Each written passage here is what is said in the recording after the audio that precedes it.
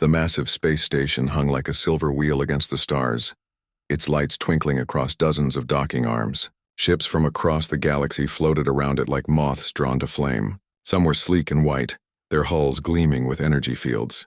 Others looked like living creatures, their surfaces rippling with strange patterns. A few appeared to be made of pure crystal, catching starlight and throwing rainbows into space. Admiral Jake Morrison stood on the bridge of the USS Dakota, watching the alien ships through the main screen. His weathered face showed no emotion as he studied their advanced designs. Behind him, his crew worked quietly at their stations. The bridge was dimly lit, filled with the soft hum of old electronics and the occasional beep from their computers. "Sir, we're getting some interesting looks," said Captain Ryan Clark over the communication system. His ship, the USS Montana, floated nearby. Like the Dakota, it looked rough and worn compared to the alien vessels. Scorch marks covered its gray hull. Dents and patches showed where repairs had been made over the years. Morrison nodded slowly. "I see them staring, Ryan. Let them look." Through the viewports of nearby alien ships, he could see faces pressed against the glass. Some had 4 eyes, others had skin that changed colors. A few looked almost human except for their size or the strange ridges on their foreheads. All of them seemed to be pointing at the human ships and talking among themselves. "Admiral," came another voice through the speakers. Captain Helen Brooks commanded the USS Nevada, the 3rd ship in their small fleet. "The docking control is asking about our weapon systems. They want to know if we need special storage for our advanced equipment." Morrison almost smiled at that. "Tell them we'll handle our own storage, Helen. Everything stays on the ships." The human fleet looked nothing like the other vessels around the station. Where alien ships were smooth and flowing, the human ships were blocky and angular. Where others glowed with energy, the human ships were dark metal. Where others seemed new and perfect, the human ships looked like they had been through a dozen wars, which they had. Ambassador Lisa Hayes walked onto the Dakota's bridge, adjusting her diplomatic uniform. She was a small woman with graying hair, but her eyes were sharp and intelligent. She had been dealing with aliens for 20 years, long enough to know when they were being dismissed. "How bad is it out there?" Morrison asked her. Lisa looked at the screen, watching an elegant Centauri cruiser drift past. Its hull seemed to be made of liquid silver, constantly shifting and reforming. "They think we're a joke, Jake. I heard one of their captains call our ships flying garbage cans when he thought I couldn't understand his language." "And what did you tell him?" "Nothing. Sometimes it's better to let people underestimate you." Morrison nodded. He had learned that lesson long ago during the final war on Earth. The survivors of that conflict had built these ships with one rule in mind: never let your enemy know what you're really capable of until it's too late. A communication request came through from the station. Morrison gestured to his communications officer, Lieutenant Danny Foster. The young man activated the link, and suddenly, the bridge was filled with the image of an alien creature. It had blue skin, 6 arms, and eyes that seemed to see too much. "Human vessel Dakota," the alien said in perfect English, though its voice sounded like wind through metal. "This is Station Commander Zixtal. The Galactic Council is ready to begin the emergency session. Please dock at Arm 77 Alpha." "Understood, Commander. We'll be there shortly." The alien paused, its multiple eyes focusing on Morrison. "Admiral, I must ask, are you certain your vessels are space-worthy? Our sensors show some concerning readings from your hulls." Morrison kept his expression neutral. "Our ships have been serving faithfully for decades, Commander. They'll hold together just fine." After the communication ended, Lisa shook her head. "He thinks our ships are about to fall apart." "Good," Morrison replied. "Let him think that." The Dakota shuddered slightly as it moved toward the docking arm. The vibration ran through the hull, and Morrison could hear the old engines working hard. To anyone watching, it probably looked like the ship was barely functioning. They had no idea that the vibration came from massive systems powering up deep inside the vessel, systems that had been sleeping for years. As they docked, Morrison watched the alien ships around them. The Altarian fleet looked like silver needles, their hulls so smooth they seemed to bend light around them. The Nexari vessels were living crystal, growing and shifting as he watched. The Centauri ships flowed like water, never keeping the same shape for more than a few minutes. All of them were beautiful. All of them looked advanced. All of them had energy shields that sparkled like soap bubbles around their hulls. None of them looked like they were built for war. The human ships, on the other hand, looked exactly like what they were, tools for killing, disguised as relics from a more primitive time. "Admiral," said Captain Clark over the radio, "I'm getting readings from some of the alien ships. Their weapons are all energy-based. Plasma cannons, particle beams, that sort of thing." "Noted, Ryan. Make sure all our people know to keep quiet about our own systems." Morrison walked to the viewport and looked out at the space station. Thousands of aliens were probably inside right now. Representatives from hundreds of worlds. They were all here because of the same threat. The Zephyrian Empire had been expanding aggressively for months, destroying any fleet that tried to stop them. The galaxy's most advanced civilizations had tried to fight the Zephyrians and failed. Now they were calling an emergency meeting to figure out what to do next. And somehow humanity had been invited. It was almost funny. The same species that had dismissed human technology as primitive were now hoping humans might have some insight into stopping an unstoppable enemy. If only they knew. Morrison turned back to his crew. "Lisa, you ready for this?" The ambassador straightened her jacket. "Ready as I'll ever be. Though I have a feeling this is going to be interesting." "That's one word for it." Morrison looked back at the screen, where more alien ships continued to arrive. "Just remember, we're here to help. We want to stop the Zephyrians just as much as they do. And if they don't want our help," Morrison's smile was cold and hard, "then they'll learn the hard way why you should never judge a book by its cover." The docking clamps engaged with a solid thunk that echoed through the Dakota's hull. Outside, the beautiful alien ships continued their elegant dance around the station, their energy fields glowing like tiny stars. None of them knew that the real predators had just arrived. The council chamber buzzed with nervous energy as delegates from across the galaxy took their seats. Admiral Jake Morrison sat in the human section, a small area near the back that seemed almost like an afterthought. Around him, the magnificent aliens settled into their places with grace and elegance. Ambassador Lisa Hayes stood at the speaking platform, her small human form dwarfed by the towering Altarian delegate beside her. When she began to speak, her voice carried clearly through the chamber's translation systems. "The human fleet stands ready to assist in the defense against the Zephyrian threat," she said simply. "Our ships may look old, but they have experience in combat situations." A sound like crystal wind chimes filled the chamber. It was laughter from the Nixari delegation. Their crystalline bodies caught the light as they vibrated with amusement. One of them spoke, their voice ringing like bells. "Honored humans, your offer is brave but unnecessary.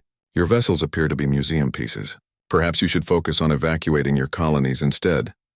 Admiral Vexthon of the Altarian fleet rose to his full 8-foot height. His silver skin gleamed under the chamber lights, and his forearms gestured dismissively toward the human section.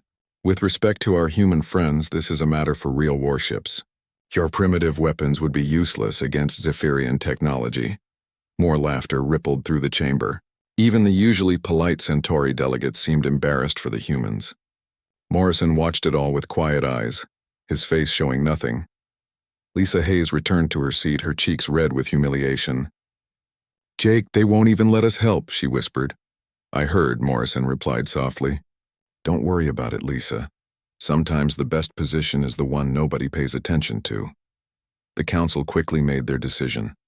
The combined fleets of the galaxy's major powers would meet the Zephyrian threat in the Kepler system. The human fleet was assigned to remain in the outer rim as a reserve force, which everyone understood meant they would stay out of the way. 3 days later, the greatest military force the galaxy had ever assembled moved toward the Kepler system. Thousands of ships formed a beautiful display of advanced technology. Altarian needle ships gleamed like silver arrows. Nexari crystal vessels sang with harmonic frequencies. Centauri flow ships rippled through space like liquid metal. The human fleet watched from a distance as the alien armada took position around the system's 4th planet. Morrison stood on the bridge of the USS Dakota, studying the sensor readings with Commander Sam Peterson. "Impressive formation," Peterson said, his voice neutral. "They've got good tactical spacing. Pretty to look at," Morrison agreed. "But I wonder how well those energy shields work against something they weren't designed for." Captain Ryan Clark's voice came over the communication system from the USS Montana. "Admiral, I'm picking up massive hyperspace signatures. Something big is coming." The Zephyrian fleet dropped out of hyperspace like a plague of locusts. Thousands of ships appeared at once, their hulls dark and organic looking. They didn't gleam like the alien vessels. Instead, they seemed to absorb light, their surfaces rippling with what looked like living tissue. Morrison had seen the intelligence reports, but seeing the enemy fleet in person was different. The Zephyrian ships looked grown rather than built. Tentacle-like appendages writhed along their hulls. Weapon ports opened and closed like mouths breathing. The entire fleet pulsed with a rhythm that reminded Morrison of a heartbeat. "Now that," he said quietly, "is what a war fleet looks like." The battle began immediately. The Galactic Defense Fleet opened fire with everything they had. Energy beams lanced through space, beautiful streams of colored light that struck the Zephyrian vessels head-on. Plasma bolts exploded against organic hulls in brilliant flowers of destruction. For a moment it looked like the defenders might win. Several Zephyrian ships seemed to crumple under the assault, their organic hulls torn and bleeding strange fluids into space. Then the wounds began to heal. Morrison watched in fascination as the damaged Zephyrian vessels regenerated before his eyes. Torn hull sections grew back like healing skin. New weapon pods sprouted from areas that had been destroyed seconds before. The alien ships adapted in real time, their organic nature allowing them to evolve defenses against whatever was hitting them. "Remarkable," Peterson murmured. "They're learning from each hit." The tide of battle turned quickly. The Zephyrian bioships proved almost immune to energy weapons. Their adaptive hulls absorbed plasma fire and redirected particle beams. Worse, they began firing back with weapons that the Galactic Fleet had never seen before. Bioplasma cannons launched living projectiles that ate through energy shields like acid. Spore pods burst against ship hulls and began growing into the metal itself. Some Zephyrian vessels released clouds of microscopic organisms that interfered with alien electronics, causing entire ships to shut down. The beautiful Nexari crystal ships were the first to fall, their perfect crystalline structures shattered under bioplasma bombardment, breaking apart like expensive glass. The harmonics of their destruction created a sound like screaming that reached even through the vacuum of space. Altarian needle ships tried to use their speed and maneuverability, but the Zephyrian vessels anticipated their every move. The organic ships flowed through space like living predators, hunting down the silver vessels with terrifying efficiency. Admiral Vexthon's flagship lasted longer than most, its quantum shields holding against the bioweapons for nearly an hour before finally failing. The Centauri flowships fought bravely, their liquid metal hulls trying to adapt like the Zephyrian vessels. But their technology was mechanical, not biological. They could reshape themselves but couldn't heal or evolve. One by one, they were overwhelmed and destroyed. Morrison watched it all happen with the cold professionalism of a veteran. His crew worked quietly around him, tracking the battle and updating their tactical computers. Nobody spoke about what they were seeing, but everyone understood. The galaxy's most advanced civilizations were being slaughtered.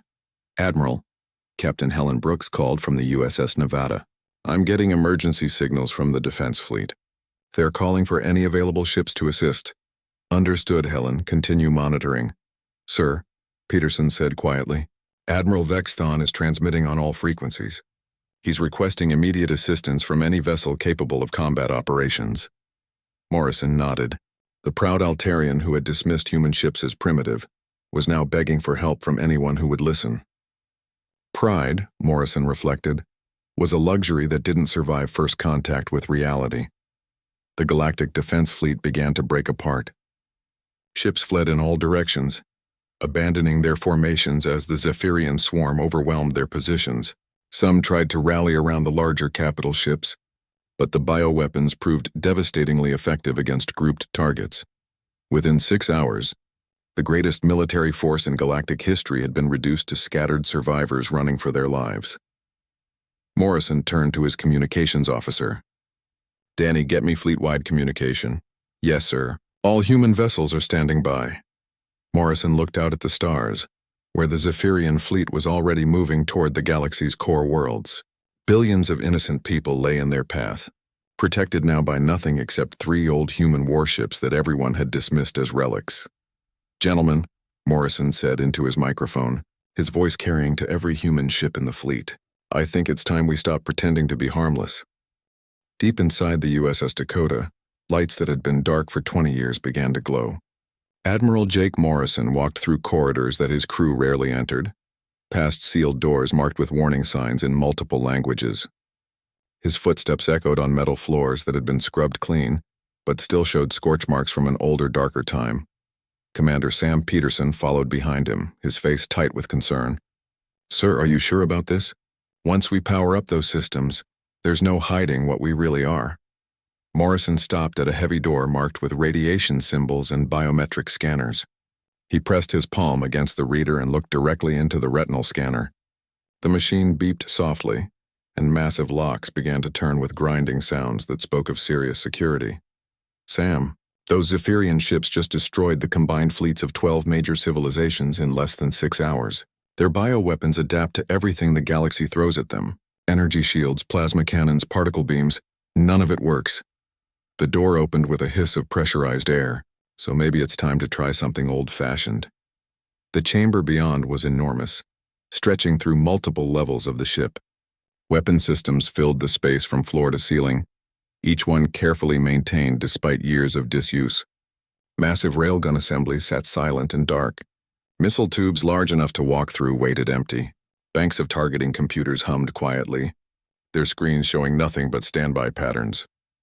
Morrison walked to the central control station and began entering codes that only 5 people in the human fleet knew. Each code required biometric confirmation. Each step brought more systems online, and each step made the ship around them more dangerous. "Reactor output increasing to combat levels," Peterson reported, reading from his portable scanner. "Hull temperature rising as the armor configuration prepares to deploy." Throughout the Dakota, similar scenes were playing out.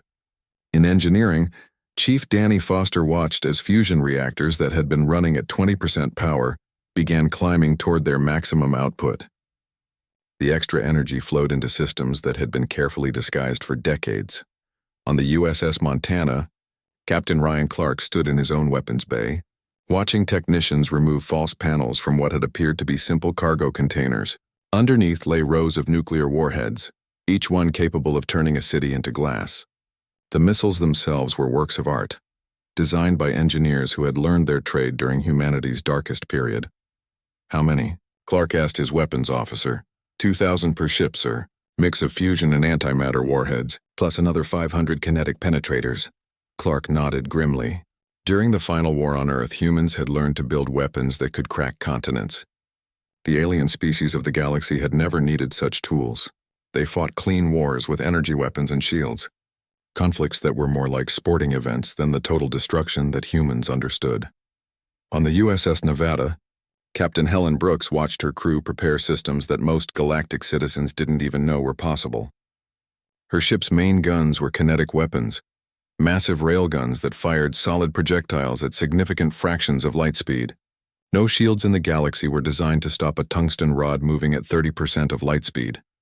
"Ma'am," her gunnery officer reported, "main batteries are coming online. Targeting computers are linking with the fleet network." "Good. Make sure the penetrator rounds are loaded first. Save the nuclear-tipped ones for later." Brooks had fought in the final war as a young lieutenant. She had seen what human weapons could do when unleashed without restraint. The memory still gave her nightmares, but it had also taught her a valuable lesson. Sometimes the only way to stop a monster was to become something more terrifying. Back on the Dakota, Morrison watched as his ship's true nature began to reveal itself. Hull plates that had looked like simple armor began to shift and retract, revealing weapon ports that had been hidden for decades. The ship's silhouette changed as its combat configuration deployed, transforming from a blocky transport into something that looked like it had been designed by demons. "Sir," Peterson said, his voice tight, "we're getting communications from the other ships. They're all reporting full readiness." Morrison nodded and activated the fleet communication system. "All ships, this is Admiral Morrison. Status report." Captain Clark's voice came through clearly. "USS Montana ready for combat operations, sir. All weapon systems online. Nuclear arsenal armed and targeted." Captain Brooks followed immediately. "USS Nevada reporting full readiness, Admiral. Main guns charged and ready to fire." Morrison looked around the weapons bay that surrounded him. Every surface was covered with instruments of destruction that the galaxy had never seen. Rails guns that could punch through a planet's core, missile systems that could sterilize entire solar systems, electronic warfare suites designed to turn an enemy's own technology against them. "Gentlemen," he said into his microphone, "let me remind you of our rules of engagement. We are not here to conquer or terrorize. We're here to stop an enemy that threatens innocent lives. But make no mistake, we will use every tool at our disposal to complete that mission." He paused, looking at readouts that showed the Zephyrian fleet advancing toward populated systems. Billions of aliens who had dismissed human technology were about to learn why Earth had developed such weapons in the first place. The Zephyrians think they're the ultimate predators because their ships can adapt to energy weapons. They've never fought someone who doesn't use energy weapons. They've never seen what happens when you hit living tissue with a solid object moving at relativistic speeds. Morrison walked to the main tactical display, which showed the enemy fleet's position and movement patterns. The Zephyrian ships were spreading out, confident in their superiority. They had no reason to fear 3 primitive human vessels. Their bioships heal from energy damage, but you can't heal from being completely destroyed. Their adaptive armor learns to deflect plasma, but there's no adapting to a tungsten rod that hits with the force of a small asteroid. The Admiral's voice grew colder as he continued. These creatures have made a fundamental mistake. They think evolution moves toward more sophisticated weapons. They've forgotten that the most sophisticated weapon ever invented is a rock thrown hard enough. Throughout the human fleet, weapons that had slept for decades hummed with deadly power. Targeting computers calculated firing solutions with mechanical precision. Nuclear warheads armed themselves with quiet clicks that somehow sounded ominous even in the vacuum of space. "Sir," Peterson said quietly, "long-range sensors show the Zephyrian fleet is approaching the Centauri colonies. Estimated arrival in 18 hours. Morrison nodded and began entering final authorization codes into the weapon systems. Each code brought more destruction online, until the 3 human ships carried enough firepower to sterilize entire star systems. Set course for intercept. All ships. Maximum acceleration." The Dakota shuddered as its massive engines pushed the ship forward at speeds that would have seemed impossible for such an old vessel. Around it, the Montana and Nevada matched its acceleration, their hulls glowing with heat as disguise systems pushed them beyond their apparent limits. To any observer, it might have looked like 3 antique ships struggling to catch up with a superior enemy. They had no way of knowing that humanity's primitive fleet was about to demonstrate why Earth's children were the most dangerous predators the galaxy had ever produced. The Zephyrian fleet moved through space like a living nightmare. Thousands of bioships pulsed with organic rhythm as they approached the Centauri colonies. Their hulls writhed with tentacles and breathing ports, creating patterns that hurt to look at directly. The alien commanders felt confident after their easy victory over the Galactic Defense Fleet. Admiral Kethvar, the Zephyrian fleet commander, studied his tactical displays with satisfaction.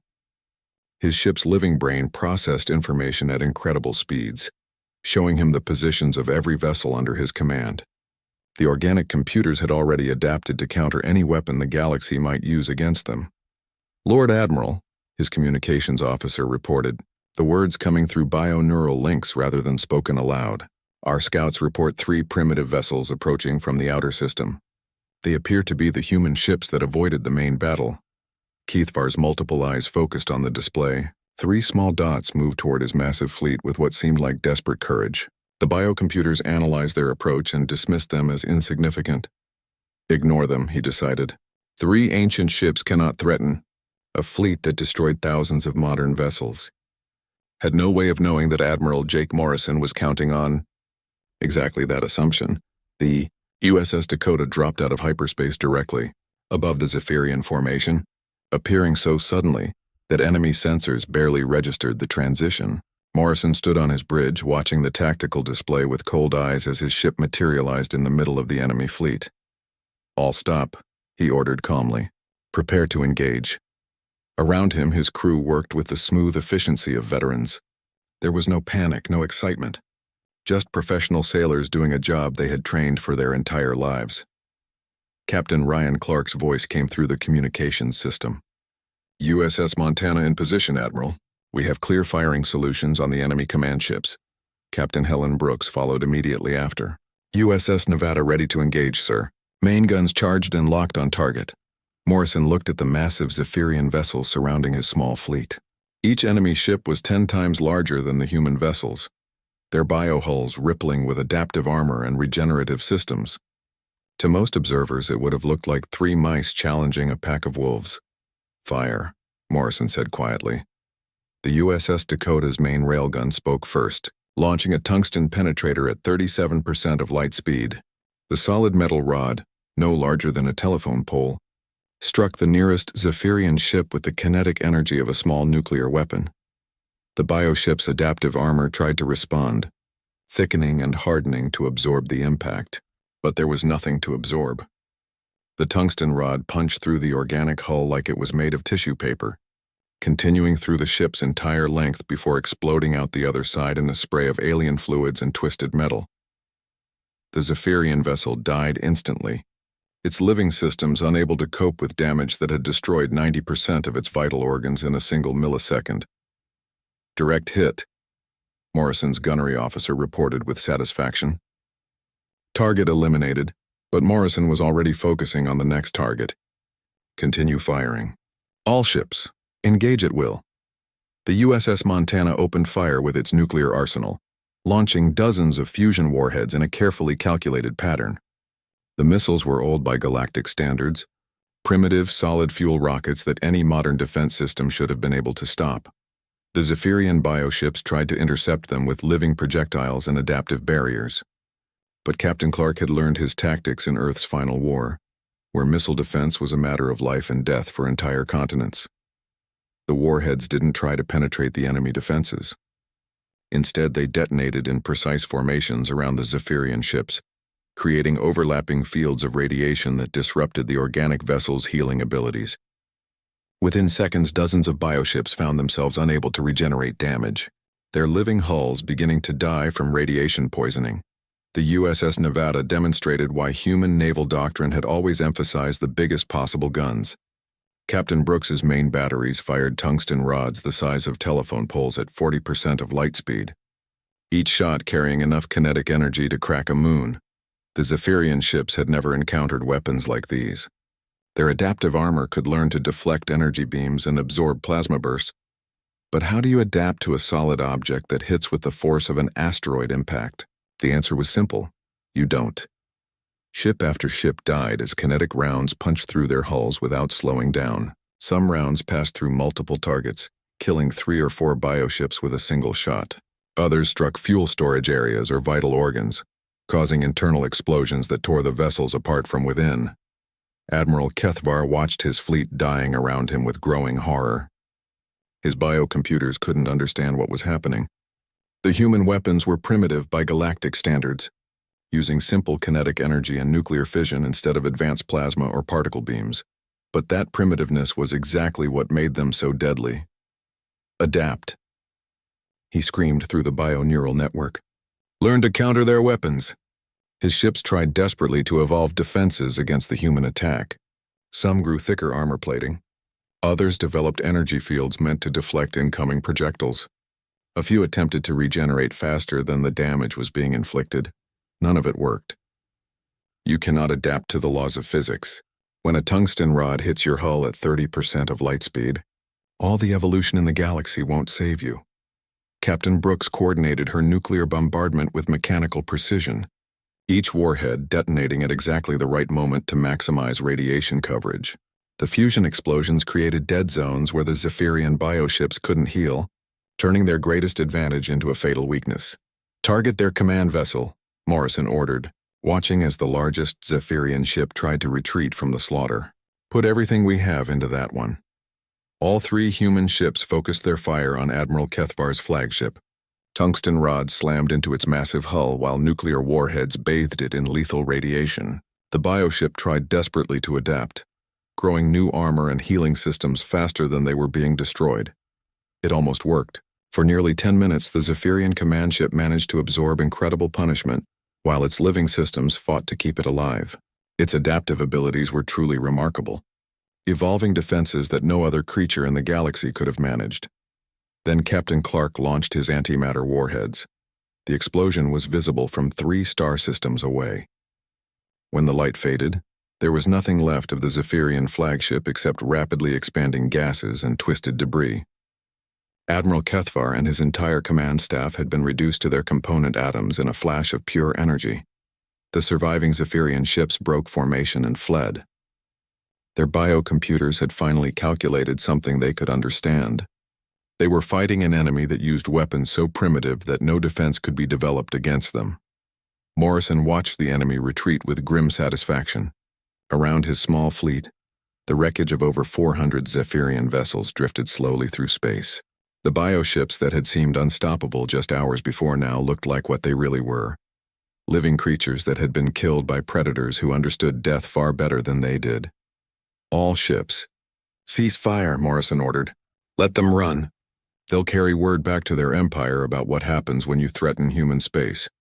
He looked out at the stars where the fleeing Zephyrian vessels were already disappearing into hyperspace. The galaxy's most feared military force had just learned a lesson that humanity had known for centuries.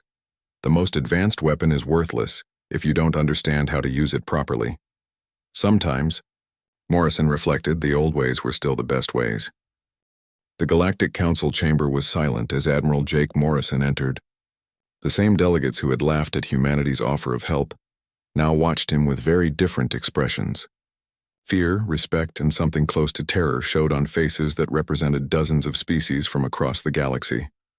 Ambassador Lisa Hayes walked beside Morrison, her diplomatic uniform crisp and clean. She had spent the last week fielding communications from every major government in known space.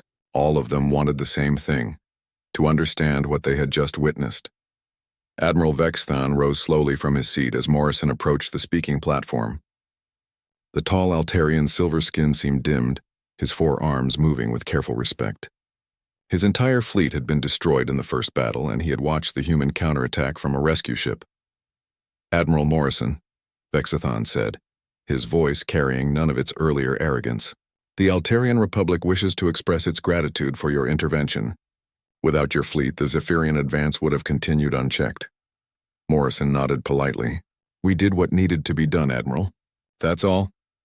The Nexari delegation sang a low harmonic that the translation systems interpreted as profound respect mixed with unease. Their crystalline forms caught the light as they vibrated, creating patterns that somehow seemed apologetic. Commander Zixtal of the space station spoke next, his blue skin darker than usual with what humans had learned was a sign of stress in his species. "Admiral, our sensor records of the battle raise questions that we hoped you might answer. Your weapons appeared to be significantly more advanced than initial scans suggested." Morrison exchanged glances with Lisa Hayes. They had prepared for this conversation, but it was still delicate territory. "Commander, our weapons aren't more advanced than yours. If anything, they're much older and simpler." A ripple of confusion passed through the chamber. The Centauri delegate, a flowing creature that looked like living mercury, spoke with a voice like rushing water. But the effectiveness against the Zephyrian bioships was extraordinary. Our most advanced energy weapons could barely damage their adaptive hulls. "That's exactly the point," Morrison replied. "Your energy weapons were sophisticated, which made them predictable. The Zephyrian ships could learn to counter them because they followed known principles of physics and energy manipulation."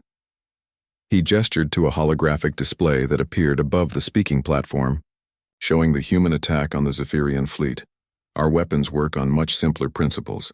A tungsten rod fired at high speed doesn't give the enemy anything to adapt to. It's just a very heavy object moving very fast. You can't evolve a defense against basic momentum." Captain Ryan Clark had joined Morrison on the platform, representing the fleet captains. His weathered face showed the strain of the recent battle, but his voice was steady and professional. "The nuclear weapons work the same way," Clark explained. "Radiation poisoning isn't something you can adapt to in real time.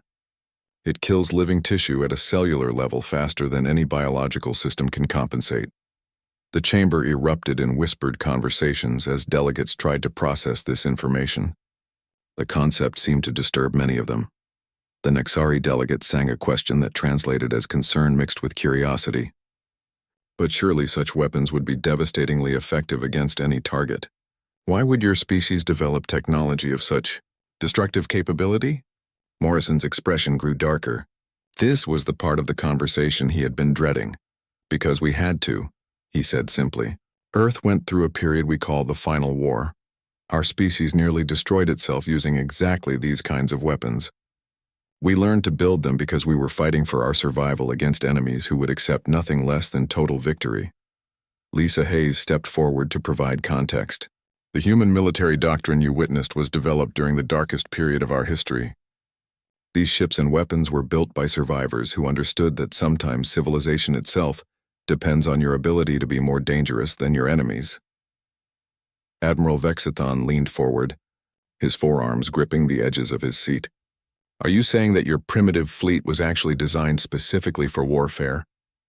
Not just designed for warfare, Morrison corrected. Designed for the complete destruction of enemies who cannot be reasoned with, negotiated with, or deterred through normal means. The admission sent another wave of nervous energy through the chamber. Several delegates activated private communication devices, no doubt reporting back to their governments. Commander Zixtal spoke carefully, his multiple eyes focusing intently on Morrison. Admiral, our initial sensor readings suggested your ships were civilian vessels, perhaps converted cargo haulers. Was this intentional? Morrison almost smiled at that. Commander, would you have allowed 3 heavily armed military dreadnoughts to dock at your station and attend council meetings? Absolutely not. Such vessels would have been considered a threat to galactic peace, and exactly. So we disguised them as something harmless. Old, worn-out ships that looked like they might fall apart at any moment. Captain Helen Brooks joined the group on the platform, her presence adding weight to Morrison's words. The hull plating that looked like damage and wear marks. Those were actually armor access panels and weapon port covers. The systems that appeared to be failing were just powered down to minimum levels. The implications of this revelation clearly disturbed the assembled delegates. The Centauri representative flowed nervously in their containment field. How many such vessels does humanity possess? The Centauri asked. Morrison exchanged glances with his officers. This was the question they had all been waiting for. The 3 ships you saw were not our main battle fleet, he said quietly. They were a diplomatic escort sent to represent humanity at council meetings. The chamber fell completely silent. Every delegate seemed to be holding their breath.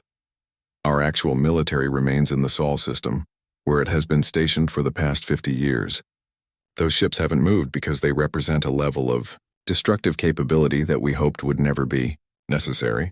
Ambassador Hayes provided the final piece of information that would reshape galactic politics for generations to come. The Dakota class vessels you witnessed represent our lightest armed diplomatic ships. Each one carries approximately the same firepower as your typical planetary defense grid.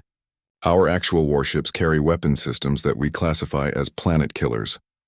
The silence stretched for long minutes as the delegates processed this information.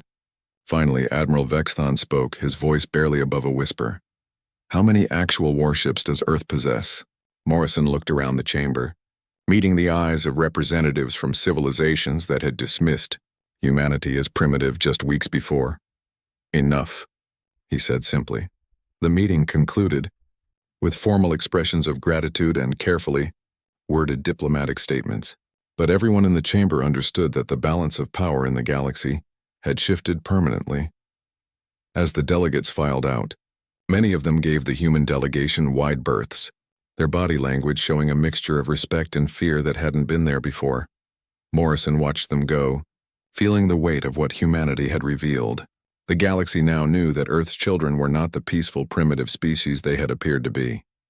They were survivors of a war so terrible that it had forged them into something the galaxy had never seen before. A species that had perfected the art of war itself, and then chosen to hide that knowledge behind a mask of harmlessness. The masquerade was over. The galaxy's most dangerous predators had finally revealed themselves, and they had done it not through conquest or aggression, but through the simple act of protecting those who could not protect themselves. As Morrison left the council chamber, he reflected on an old human saying, "The most dangerous person in the room is often the one who doesn't look dangerous at all." The galaxy was about to learn that lesson very thoroughly indeed.